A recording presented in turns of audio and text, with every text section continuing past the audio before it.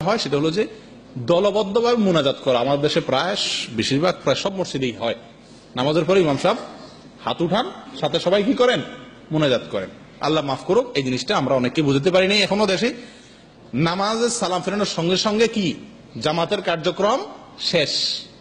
নামাজের পরে রাসূলুল্লাহ সাল্লাল্লাহু আলাইহি ওয়াসাল্লাম অনেক দোয়া পড়ছেন, সেই দোয়াগুলো প্রত্যেকে যার যারটা শেষে পড়বে। কথা বুঝে আসছে? ইমাম সাহেব হাত তুলে দোয়া করা এবং তার সাথে সবাই মিলে একসাথে দোয়া করা, এটা বেদাত, জঘন্য বেদাত।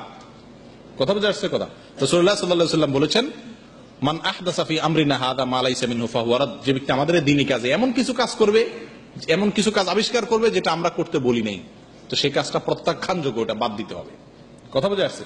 অতএব নামাজের পরে দলবদ্ধ মোনাজাতের কোন বিধান কোরআন এবং হাদিসে নাই। এখন মুশকিল আমাদের সাথে মসজিদগুলোতে আছে, ইমাম সাহেবরা করেন। এটা কয়েক কারণে করেন। এক হলো চাকরি বাঁচানোর জন্য করতে হয়। সত্য কথাটা বললে ওনার চাকরি থাকবে না। আমাদের দেশে কমিটির যে লোকেরা, এরা বলবো হুজুর আপনি একলাই বুঝে গেছেন, সারা দেশে যা করে তাই করেন। ঠিক না? সত্য কথাগুলো আমাদের দেশে আমরা বলতেও পারেন না, এটা একটা সমস্যা। আরেকটা হলো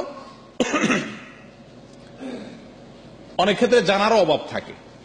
আপনি যদি কোন ইমামকে, বেশিরভাগ ইমামকে আল্লাহ যদি ডেকে বলেন যে হুজুর রাসূল সাল্লাল্লাহু আলাইহি ওয়াসাল্লাম সারা জীবন ইমামতি করে নামাজ পড়াইছেন এবং ওনার নামাজ কিভাবে কখন পড়াইছেন সব কথাগুলা হাদিসের বইতে চলে আসছে, উনি কি জীবনে একবারও নামাজের পরে সাহাবীদের দিকে ফিরে বা যে অবস্থা আছে সে অবস্থায় বসে ইনি আল্লাহুম্মা বলে হাত তুলছেন, সাহাবীদের সাথে হাত তুলছেন, এরকম কোন কথা হাদিসের কোন বইতে পাওয়া যায় কিনা? যদি পাওয়া যায় আমার সেই কোথায় পাওয়া যায় এটা লেখা দিয়ে বাস, এইভাবে বলবেন আদবের সাথে।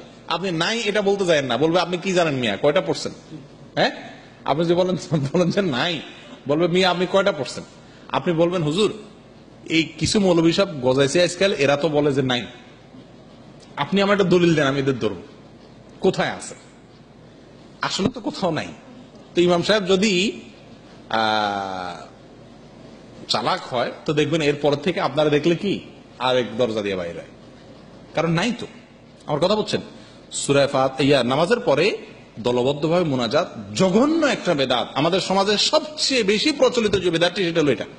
অর্থাৎ অন্য কোন বেদাত এতটা প্রচলিত না, এটা সমস্ত মসজিদগুলোতে আছে, দুই একটা মসজিদ বাদে। অতএব আল্লাহ তাআলা আমাদের সকলকে বেদাত থেকে হেফাজত করেন। যদি আপনি ইমাম তো না, আপনি তো আর মুনাজাত করে পড়াচ্ছেন না, যদি কোনো ইমাম সাহেব দলবদ্ধ মুনাজাত করেন, আপনি কি করবেন?